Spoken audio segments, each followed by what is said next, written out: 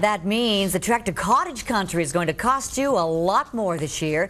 According to a Royal LePage survey, that's shedding new light on the idyllic Southern Ontario getaway. Nick Bontis joins us live now from McMaster's DeGroote School of Business. Hello, Nick. Hey, Connie, how are you? I'm fine. Hey, it's Friday and I'm off for a week. But, Nick, can we expect to see lots of for sale signs in cottage country this weekend? What do you think? Not yet. Probably not this weekend. This is the first chance for a lot of people to get up there. But believe it or not, weather and the summer holiday still is the #1 significant driver of traffic to cottage country. So gas prices, even though they're going up, you mentioned they're $1.34 today. A year ago today, they were $1.02. So that's been a 35% increase in 12 months. 35% increase in 1 year is quite hefty. You know, the average cottage owner who's going to go up north for a couple of hours and come down, they're going to spend $200 in the gas tank. Last year was $150, so it's been $50 more to spend just on gas to get to the cottage. $50 hurts the wallet. I don't think it kills it yet for cottage country. So you don't think that these gas prices will have any effect immediately on recreational property values? What about down the road if we keep edging higher and higher as predicted?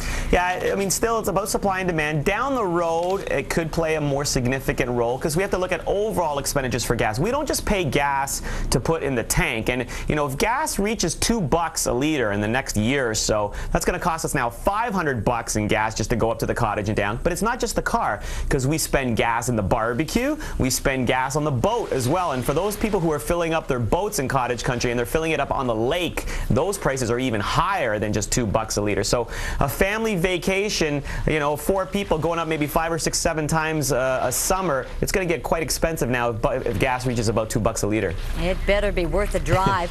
Let's talk, Nick, about who is buying cottage property now and what are some of the pros and cons to keep in mind?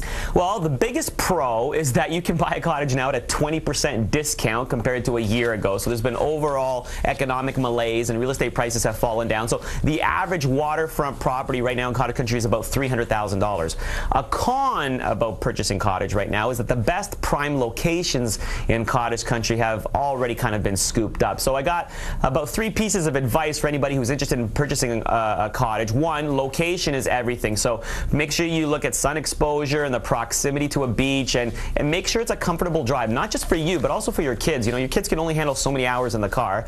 Second piece of advice is you want to purchase a summer property or an all-year-round property, because of course an all-year-round property is way more expensive. So make sure you take a look at the state of repair. And the final piece of advice that I have, given that gas prices will probably rise, is that it's probably a good idea to rent before you buy. Test it out perhaps this summer if you're interested in going for a week or 2.